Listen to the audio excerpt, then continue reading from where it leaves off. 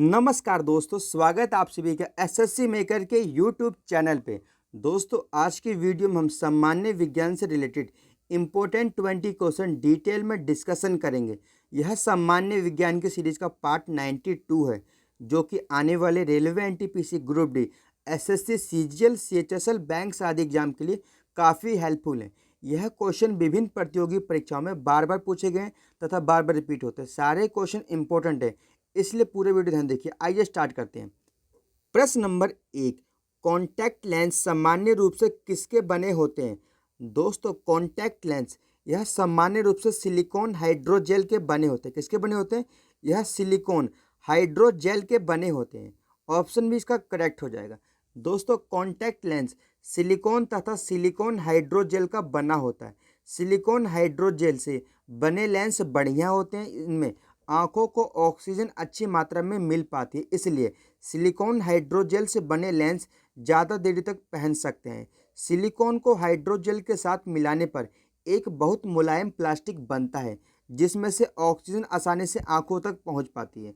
Next question, प्रश्न number 2। दोस्तों, प्रश्न नंबर 2 है हमारा, निम्नलिखित में से कौन सा एक कार्बन का अपर रूप नहीं है? तो दोस्तों, कार्बन का अपर रूप सिलिकॉन नहीं होता, यानी ऑप्शन ए करेक्ट हो जाएगा। दोस्तों, डायमंड, ग्रेफीन तथा फुलरेन ये तीनों ही कार्बन के अपर रूप होते हैं, जबकि सिलिकॉन यह अर्धचालक यानी सेमीकंडक्टर होता है। दोस्तों, बात करते हैं सिलिकॉन के बारे में। सिलिकॉन का इस्तेमाल कंप्यूटर चिप्स के निर्माण में किया जाता है। पृथ्वी की सतह पर सिलिकॉन की जो मात्रा होती है 27.69 होती है। कितनी होती है? 27.27.69% होती है। नेक्स्ट क्वेश्चन, प्रश्न नंबर 3, निर्वात में एक माध्यम में प्रकाश की गति के अनुपात को क्या कहा जाता है? तो दोस्तों, निर्वात यानी वैक्यूम में एक माध्यम में प्रकाश की गति के अनुपात को रिफ्रैक्टिव इंडेक्स कहते हैं। क्या कहते हैं? इसे रिफ्रैक्टिव इंडेक्स कहते हैं। दोस्तों, इसे हिंदी में अपवर्तक सूचकांक कहते हैं। क्या कहते हैं? इसे हिंदी में अपवर्तक सूचकांक कहते हैं। दोस्तों, अपवर्तनांक वह संख्या होती है जो यह बताती है कि उस माध्यम में विद्युत चुंबकीय तरंग की चाल किसी अन्य माध्यम की अपेक्षा कितने गुना कम या अधिक होती है। नेक्स्ट क्वेश्चन, दोस्तों, प्रश्न नंबर 4 है हमारा, फास्फोरस को पानी में रखा जाता है ताकि, दोस्तों, किस लिए रखा जाता है पानी में से? तो आप बताएंगे। फास्फोरस को पानी में इसलिए रखा जाता है क्योंकि यह बहुत जल्दी आग पकड़ लेता है, यानी आग पकड़ने से बचाया जा सके, इसलिए इसको पानी में रखा जाता है। ऑप्शन सी करेक्ट हो जाएगा। दोस्तों, सफ़ेद फास्फोरस परमाणुओं के बीच का जो बंधन होता है अपेक्षाकृत कमजोर होता है। इसे प्रकाश में छोड़ देने पर यह स्वतः पीला पड़ जाता है। दोस्तों, जिसे पीला पड़ जाने के कारण इसे पीला फास्फोरस भी कहते हैं। इसमें लहसुन जैसी स्मेल यानी गंध आती है। दोस्तों, जल में यह अघुलनशील होता है, परंतु यह कार्बन डाइसल्फाइड में घुलनशील होता है। हवा में स्वतः जल उड़ता है, इसलिए इसको वाटर में डुबोकर रखा जाता है। दोस्तों, पीले फास्फोरस को लाल फास्फोरस में बदलने के लिए इसे कार्बन डाइऑक्साइड या नाइट्रोजन की उपस्थिति में 250 डिग्री, कितना दोस्तों, 250 डिग्री सेल्सियस पर पीले फास्फोरस को गर्म करते हैं तो यह लाल फास्फोरस में परिवर्तित हो जाता है। नेक्स्ट क्वेश्चन, प्रश्न नंबर 5। दोस्तों, प्रश्न नंबर 5 है हमारा, निम्नलिखित में से कौन सोना यानी गोल्ड को घोल सकता है? तो दोस्तों, निम्नलिखित में से आपको बताना है कि कौन गोल्ड को घोल सकता है। तो इसका सही जवाब हो जाएगा एक्वारेजिया। दोस्तों, एक्वारेजिया यह गोल्ड को घोल सकता है, यानी ऑप्शन डी इसका ठीक हो जाएगा। दोस्तों, एक्वारेजिया को इससे अम्लराज कहते हैं। क्या कहते हैं? इससे अम्लराज कहा जाता है। दोस्तों, एक्वारेजिया को अम्लों का राजा कहा जाता है। आप इसे सल्फ्यूरिक एसिड यानी H2SO4 से कंफ्यूज मत करिएगा। दोस्तों, H2SO4 यानी सल्फ्यूरिक एसिड, सल्फ्यूरिक एसिड को रसायनों का राजा कहा जाता है, परंतु एक्वारेजिया को अम्लों का राजा कहा जाता है। दोस्तों, एक्वारेजिया यह कैसे बनता है? तो आप बताएंगे। एक्वारेजिया यह सांद्र हाइड्रोक्लोरिक अम्ल और नाइट्रिक अम्ल का मिश्रण होता है, जो कि 3:1 में होता है। क्या होता है दोस्तों? इसमें 3:1 में हाइड्रोक्लोरिक अम्ल और नाइट्रिक अम्ल मिले होते हैं। नेक्स्ट क्वेश्चन, प्रश्न नंबर 6। दोस्तों, प्रश्न नंबर 6 है हमारा, गैल्वेनाइज लोहा क्या होता है? तो दोस्तों, आप बताएंगे। गैल्वेनाइज लोहा जब लोहे के ऊपर यानी आयरन के ऊपर जिंक की परत चढ़ा दी जाती है तो उसे जिंक लेपित लोहा यानी गैल्वेनाइज लोहा कहा जाता है।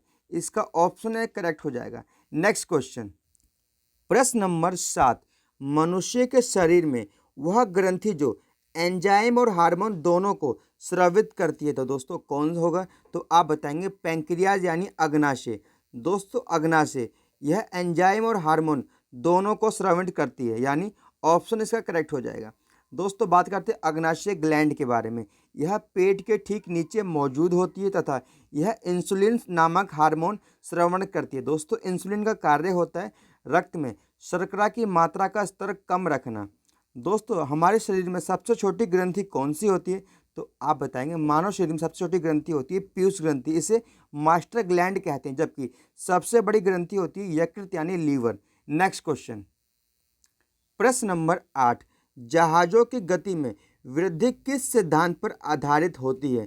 तो दोस्तों जहाज़ों की गति में जो वृद्धि होती है वह आर्किमिडीज प्रिंसिपल यानी आर्किमिडीज सिद्धांत पर आधारित होती है। ऑप्शन डी इसका करेक्ट हो जाएगा। नेक्स्ट क्वेश्चन, प्रश्न नंबर 9, सीटी स्कैन में सीटी का अर्थ होता है, तो दोस्तों आप बताएंगे सीटी स्कैन में सीटी का अर्थ होता है कंप्यूटेड टोमोग्राफी। क्या होता है दोस्तों? कंप्यूटेड टोमोग्राफी होता है, यानी ऑप्शन बी इसका करेक्ट हो जाएगा। दोस्तों इसका विस्तृत रूप होता है सीटी स्कैन का कंप्यूटेड टोमोग्राफी स्कैन। दोस्तों इसके लिए 1979 में, कब दोस्तों?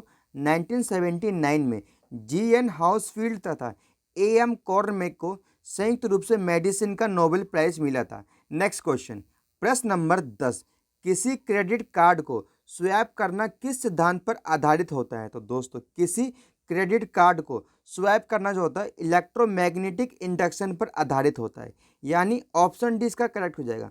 दोस्तों किसी क्रेडिट कार्ड को स्वैप करना यह इलेक्ट्रोमैग्नेटिक इंडक्शन सिद्धांत पर आधारित होता है। नेक्स्ट क्वेश्चन, प्रश्न नंबर 11, दोस्तों प्रश्न नंबर 11 है हमारा, विटामिन ए किससे संबंधित है? तो दोस्तों विटामिन ए यह रेटिनॉल से संबंधित है, यानी ऑप्शन बी इसका करेक्ट हो जाएगा।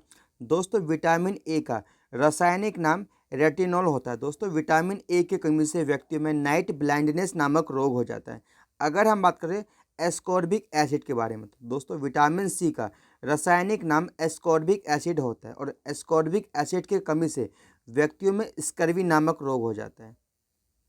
अगर दोस्तों बात करें हम कोबैल्मिन के बारे में, तो दोस्तों विटामिन B12 का रासायनिक नाम कोबैल्मिन होता है, जबकि कैल्सीफेरॉल यह विटामिन डी का रासायनिक नाम होता है। दोस्तों विटामिन डी की कमी से बच्चों में सूखा यानी रिकेट्स नामक रोग होता है, जबकि बड़ों में ऑस्ट्रोमेलेसिया नामक रोग हो जाता है। नेक्स्ट क्वेश्चन, प्रश्न नंबर 12, दोस्तों प्रश्न नंबर 12 हमारा, बहुप्रयोग प्लास्टिक की पानी की बोतलें बनी होती हैं, तो दोस्तों किसकी बनी होती हैं? तो आप बताएंगे पॉलीएथिलीन की बनी होती है।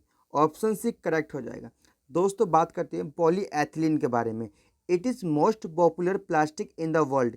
यह पॉलीमर होता है। क्या होता है? यह पॉलीमर यानी बहुलक होता है, जिसका इस्तेमाल ग्रोसरी बैग, शैम्पू बोतल तथा चिल्ड्रन टॉयस आदि बनाने में किया जाता है।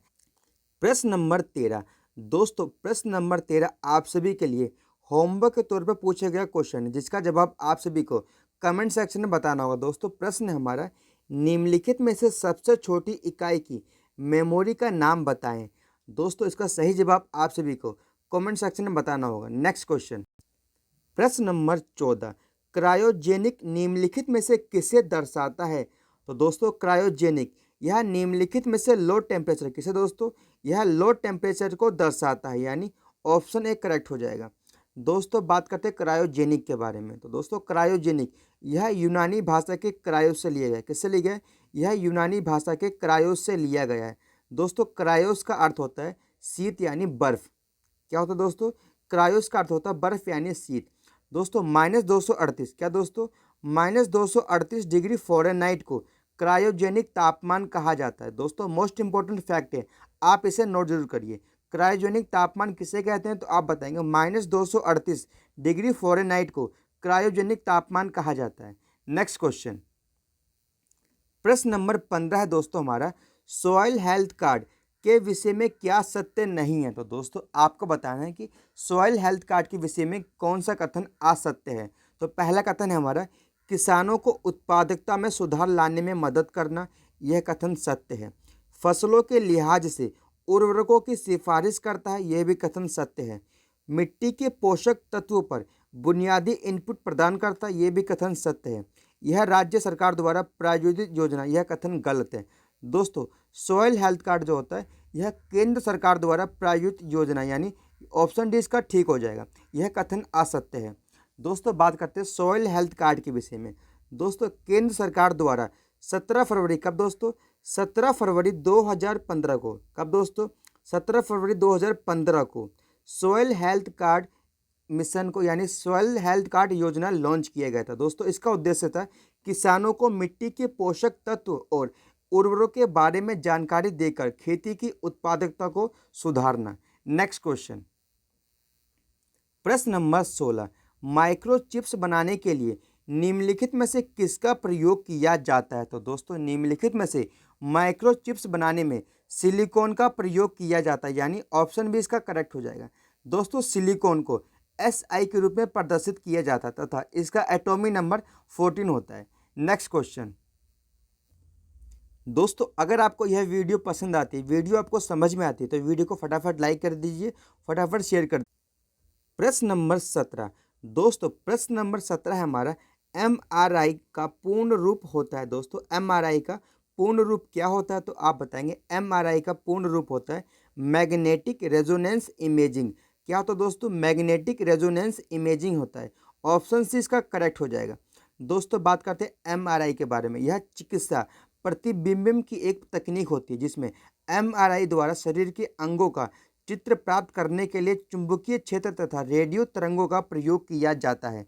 प्रश्न नंबर 18, निम्नलिखित में से एक मानव हड्डी का जोड़ नहीं है। तो दोस्तों निम्नलिखित में से मानव हड्डी का जोड़ जो होता है वह मैक्रो नहीं होता है। ऑप्शन डी इसका करेक्ट हो जाएगा। दोस्तों saddle, gliding and ball and socket, ये तीनों ही मानव हड्डी के जोड़ होते हैं। दोस्तों बात करते हैं सैडल के बारे में। सैडल ये दोस्तों मानव के यानी ह्यूमन बींग के फुट एंड थंब में मौजूद होता है, जबकि ग्लाइडिंग जो होता है यह रिस्ट एंड एंकल में होता है, जबकि बॉल एंड सॉकेट जो होता है यह शोल्डर एंड हिप में होता है। नेक्स्ट क्वेश्चन, प्रश्न नंबर 19, टेबल दानेदार चीनी सामान्यतः किस रूप में जाना जाता है? तो दोस्तों टेबल दानेदार चीनी जो होता है ये सुक्रोज के नाम से जाना जाता है। दोस्तों सुक्रोज का फॉर्मूला होता है C12H22O11। क्या दोस्तों? C12H22O11 होता है। दोस्तों सुक्रोज, इसे टेबल चीनी के नाम से जाना जाता है। दोस्तों आमतौर पर यह गन्ना यानी शुगर केन से बनाया जाता है। नेक्स्ट क्वेश्चन, प्रश्न नंबर 20, आज की वीडियो का अंतिम प्रश्न, मेलेबल निम्नलिखित में से क्या गुण दर्शाता है? तो दोस्तों निम्नलिखित में से मेलेबल यह धातु का गुण दर्शाता है। ऑप्शन इसका करेक्ट हो जाएगा। दोस्तों मेलेबल यह धातु का गुण दर्शाता है। इसका अर्थ होता है ठोस धातु के लचीलापन से होता है। दोस्तों सोना यानी गोल्ड जो होता है यह मेलेबल गुण इसमें होता है। सबसे अधिक जो मेलेबल गुण होता है वह गोल्ड में होता है। दोस्तों आज की वीडियो से इतने इंपॉर्टेंट क्वेश्चन बन सकते थे। अगर आपको यह वीडियो पसंद आई, वीडियो आपको समझ में आई हो, तो वीडियो को लाइक करिए, चैनल को सब्सक्राइब करिए और इस वीडियो की PDF आप SSC मेकर टेलीग्राम चैनल से प्राप्त कर सकते हैं। धन्यवाद दोस्तों।